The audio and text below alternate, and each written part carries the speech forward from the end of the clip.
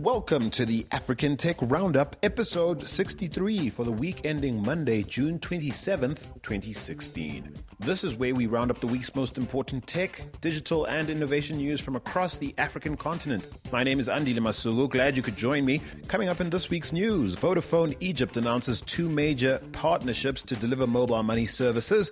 Seacom adds new internet exchange points in Uganda, Kenya, and South Africa. And Trace TV acquires Kenyan VOD service Buni TV. I'll also be sharing part of a conversation I had with BT's Managing Director for Sub-Saharan Africa, Oliver Fortain. You might be interested to know that he considers the moving and shaking in the media space as potentially one of the biggest disruptive threats to BT's business overall. Now stick around to hear him talk about that. That's all coming up later. In the meantime, though, remember, if you've missed any of our past episodes, you can head to africantechroundup.com to catch up. And do give us a shout on social media because we love to hear from you. You can find us on Twitter at African Roundup and on Facebook at facebook.com/African Tech Roundup.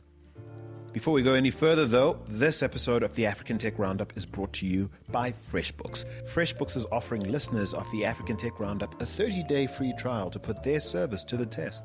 FreshBooks is the easy-to-use invoicing software designed to help you get organized, save time invoicing, and get paid faster. To find out what all the fuss is about and to try it out for free, head to gofreshbooks.com/African Tech. And now it's on to this week's headlines. First up, the mobile money march continues. Now, following Orange announcing that they'll be providing a mobile money transfer service for people living in France, transferring money to Cote d'Ivoire, Mali, and Senegal 2 weeks ago, Vodafone Egypt has since partnered with Egypt's largest publicly traded lender, the Commercial International Bank, CIB, to provide mobile money services via their Vodafone Cash service. And now, as it happens, MasterCard is also in on that particular deal, and Vodafone has changed its operating system to a MasterCard system to allow them to provide mobile payment services via MasterCard's network. Now, this high-profile partnership between Vodafone, MasterCard, and CIB is interesting to me because it might well signal a trend towards the consolidation between big-scale incumbents in the mobile telco space as well as large financial services players. Now, I imagine that such partnerships would go a long way to clearing a host of regulatory hurdles mobile telcos face in certain African markets, you know, the kind of hurdles that would prevent them from competing effectively in financial services. Now, what also seems to be happening is large corporate incumbents seem to be closing ranks and consolidating their dominance to make it that much harder for some feisty startup to emerge and disrupt their business. Look, I'd be doing the same if I were them. We'll be watching to see just how effective their defensive strategies are over time. Another large player that made headlines this past week is Seacom. Now, the undersea cable company has added new internet exchange points in Kampala, Uganda, Nairobi, Kenya, and Durban, South Africa. Basically, 3 new exchange points to add to its list of peering agreements across the African continent. Now, other new access points are the Deutsche Commercial Internet Exchange in Marseille and the France Internet Exchange in Paris, which have been added to the list of European Internet Exchange points, which of course it peers. It's expected that these new peering agreements will further enhance the performance and reduce the latency Seacom clients experience when connecting to web services in Europe and across the continent. I also have it under good authority that Seacom is wholesaling bandwidth at cheaper rates than it ever has. And now here's to hoping that we as end users start to benefit from significantly lower data costs as well as improved connection speed and service. Next up, while startup competitions are a dime a dozen these days, some do get me more excited than others. And so earlier this year, the South Korean government invited startups from around the world to apply for the K-Startup Grand Challenge, which will see 40 startups selected for a 3-month accelerator followed by a possible permanent relocation to Korea. Now, here's why I'm excited. Of the 2,439 startups from 124 countries that applied for a place on the program, 357 of these were from 26 African countries. Now, well done, Africa, and good luck to you because applications are currently being assessed and 80 startups will be invited to a bootcamp week, which will be held this August. Following that, 20 winning teams will be chosen to remain in Korea for a further 6 months, and they'll be receiving a financial package to further build their businesses. Great stuff. Look, I rate Korea quite highly when it comes to innovation and execution. on good ideas. So we'll be looking out for African startups to make it into the list of top 40 and later on the list of top 20. Good luck to you all. To East Africa next, where being a journalist is rather dicey these days. In Kenya, blogger Cyprian Nyakundi is being sued by the National Bank of Kenya over a series of posts that he wrote alleging corruption at the bank. Now, interestingly, it's the Central Bank of Kenya that found the post to be defamatory. Now, you might recall that in March this year, the National Bank of Kenya made an appeal to the governor of the Central Bank of Kenya, as well as the cabinet secretary for ICT in Kenya, to intervene in cases of online defamation of banks. Now, the poor banks expressed concern that people were spreading malicious and false information about them and other commercial organizations on social media. And this was information that they felt could potentially cause harm to their operations and basically harm the Kenyan economy at large. Shame, eh? Now, the central bank is no doubt keen to make an example of Cyprian and to probably get other journalists thinking twice before they publish exposés or anything of the like. Now, whether their defamation suit will hold water in court or not remains to be seen, but we'll be keeping a close eye on this for you. Meanwhile, in Tanzania, citizens are discovering that joking about the country's president can land you in hot water. Now, a certain Leonard Mulokozi has been charged with insulting the president on WhatsApp. This is apparently a contravention of the country's controversial cybercrime law, which holds that publishing information with, quote, intent to defame, threaten, abuse, insult, cause public panic, or encourage criminal offense, end quote, is now a criminal offense in Tanzania. Now, if Mulokozi is found guilty, he stands to face a similar sentence to Isaac Ababuki, who was found guilty of insulting the president via his Facebook page and sentenced to 3 years in jail earlier this month, as well as fined $3,190.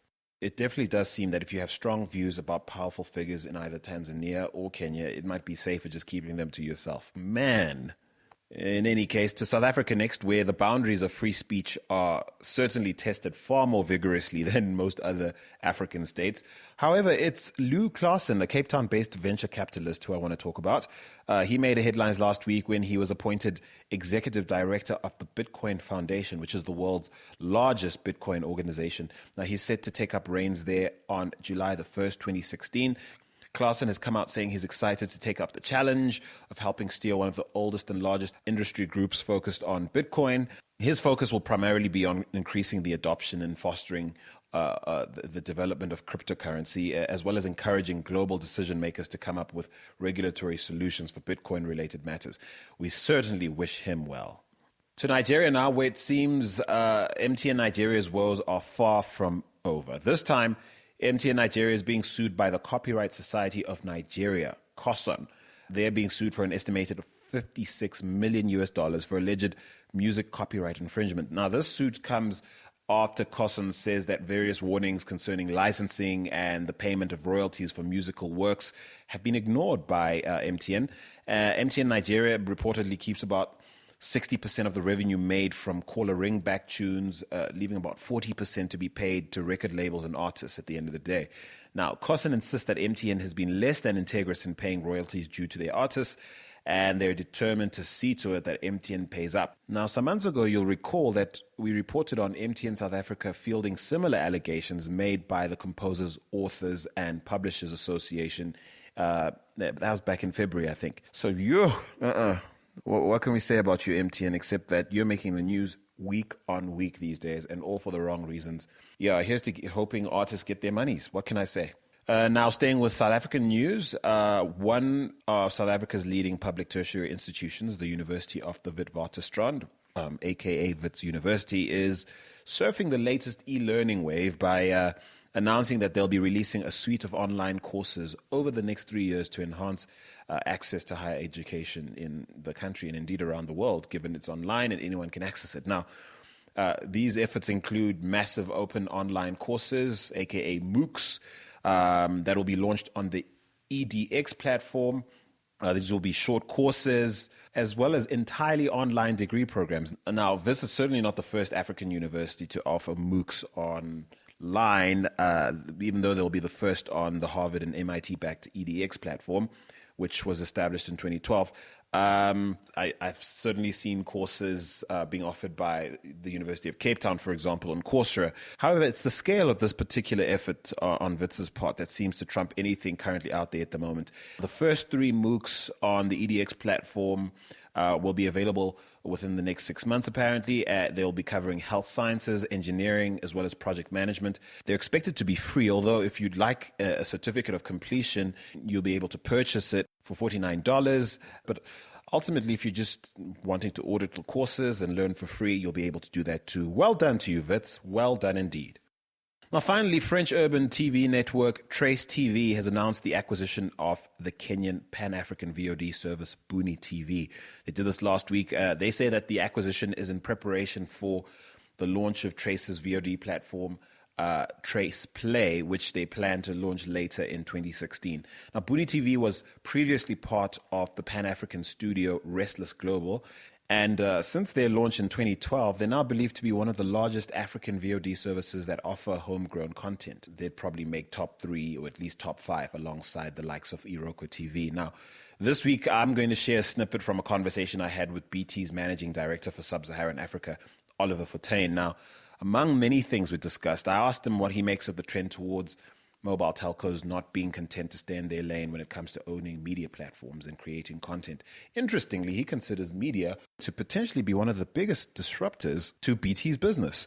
I reckon that aside from competitors like Iroko TV, DSTV, and Netflix, aspiring VOD service providers like Trace TV would do well to anticipate the moves being made by the likes of South Africa's Telkom, which has indicated an interest in starting to dabble with creating content platforms and publishing content themselves, as well as Zimbabwe's Econet and indeed BT, who, by Oliver's own admission, has already in Europe started to work in that space.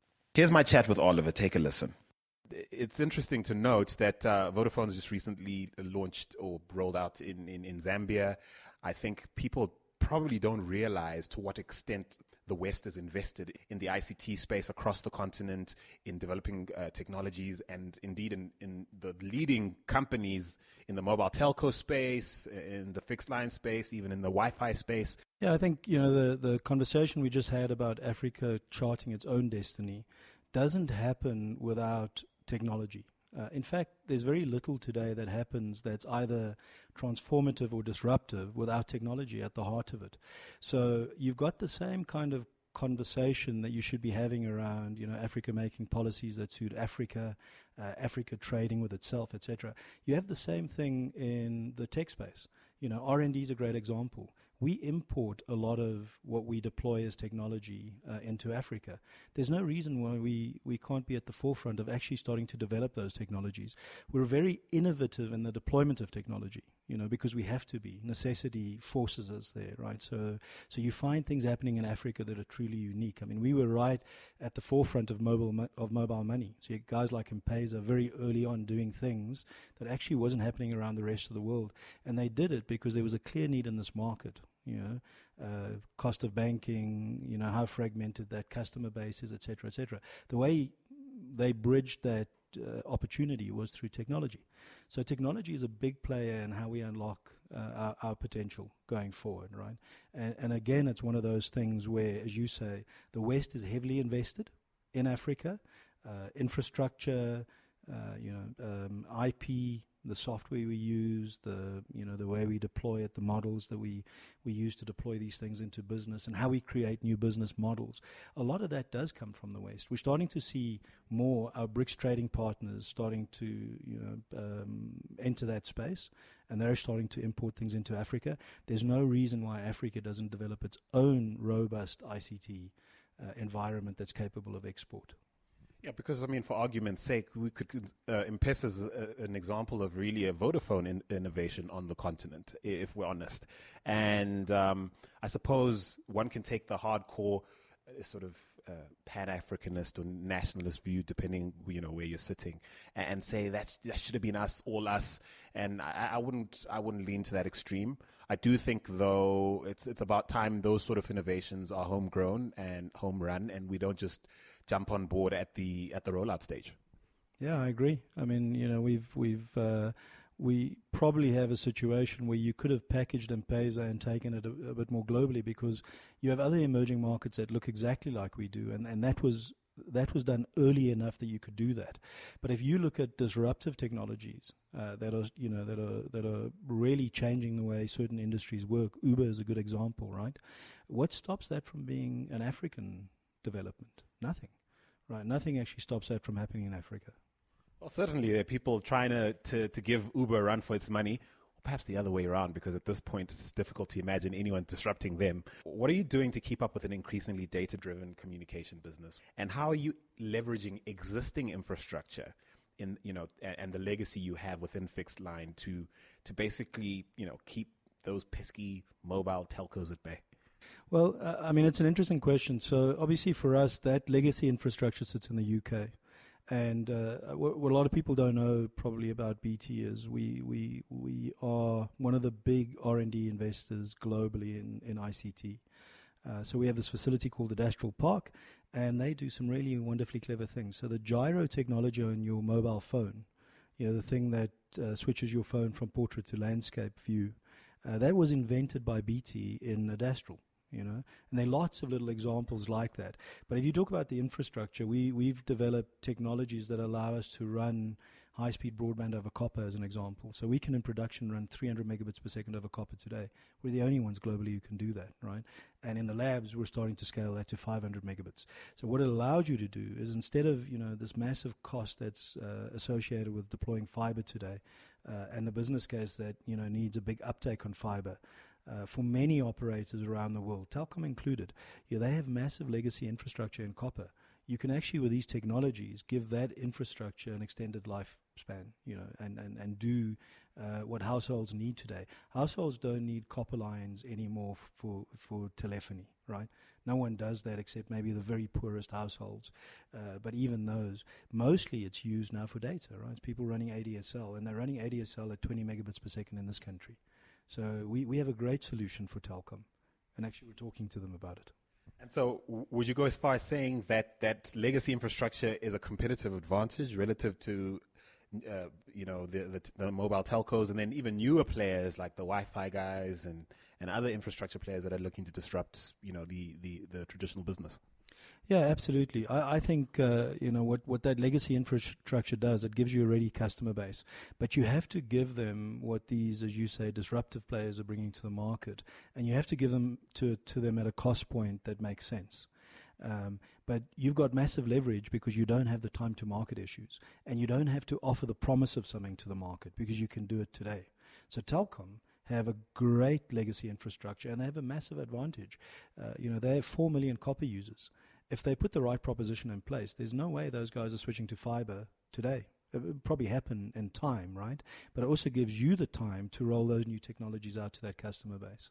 South Africa's biggest telco, the government-owned Telkom, surprised lots of people recently by announcing a fairly good set of financial results. And some of the things that stand out to me as what I believe would have contributed to those results is the aggressive cost-cutting measures they've implemented of late, retrenching something like 4,200 people, a boom in the firm's data business, and of course mobile revenues growing in their case by something like 60%. Does this sort of thing mirror what's going on at BT, for example? Yeah, absolutely. I mean, we've had BT in sub-Saharan Africa has grown quite dramatically over the last few years, right? So we've grown on average 6 times the market. And it's because we're growing in the areas that are the high growth areas in terms of ICT, right?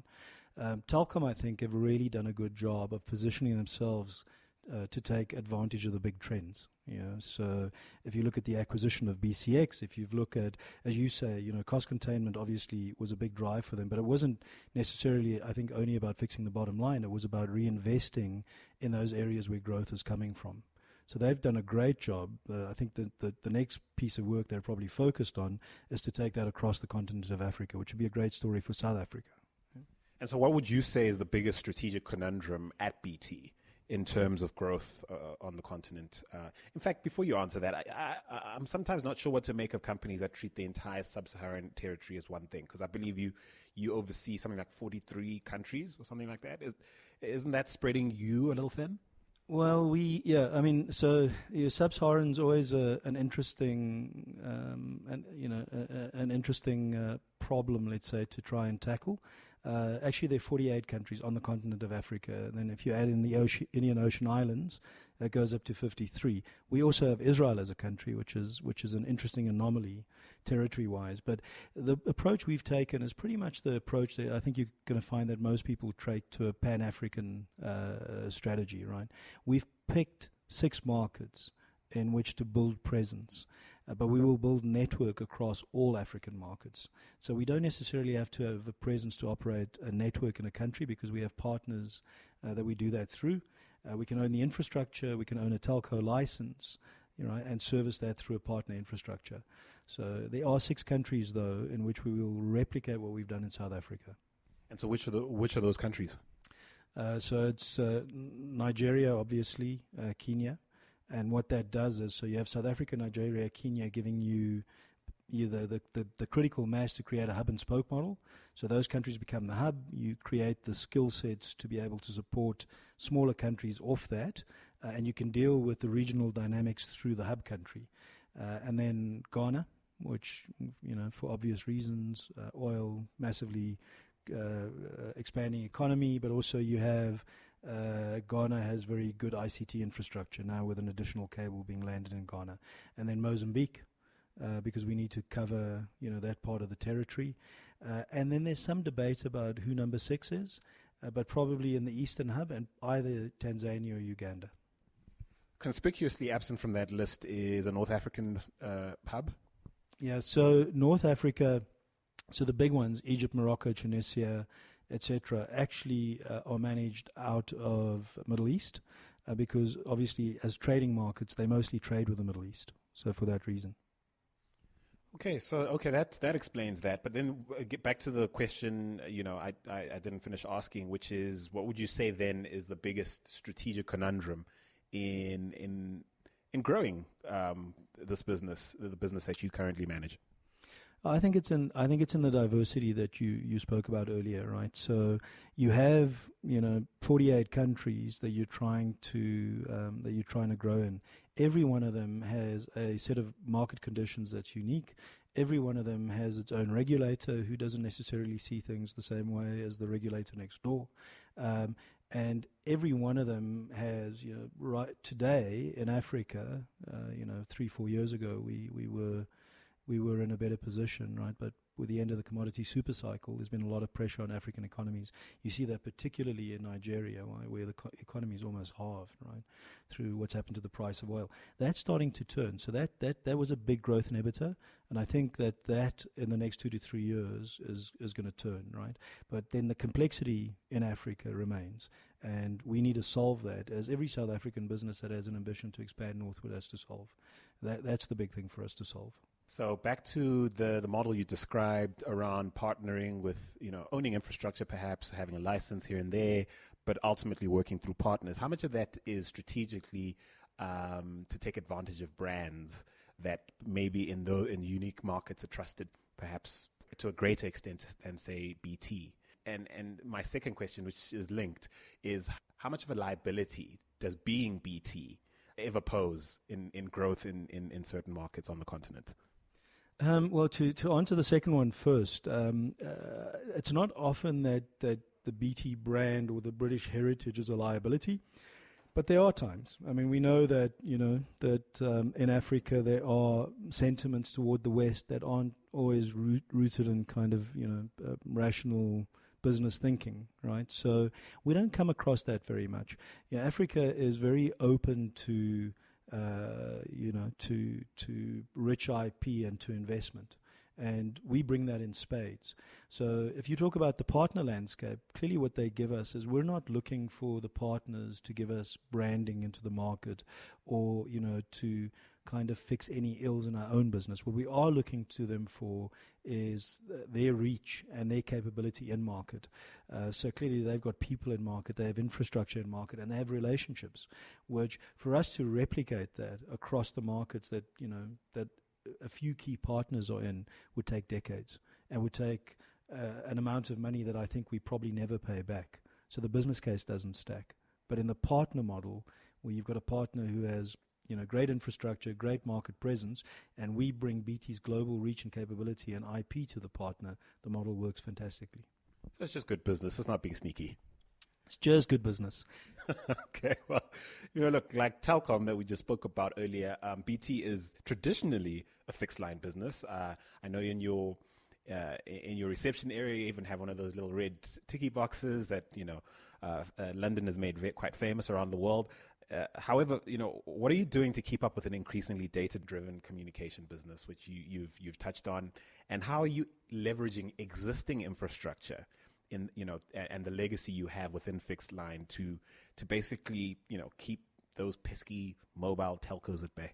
Well, it's an interesting question. So obviously for us, that legacy infrastructure sits in the UK. And what a lot of people don't know probably about BT is we are one of the big R&D investors globally in ICT. So we have this facility called the Astral Park, and they do some really wonderfully clever things. So the gyro technology on your mobile phone, the thing that switches your phone from portrait to landscape view, that was invented by BT in Adastral. And there are lots of little examples like that. But if you talk about the infrastructure, we've developed technologies that allow us to run high-speed broadband over copper, as an example. So we can, in production, run 300 megabits per second over copper today.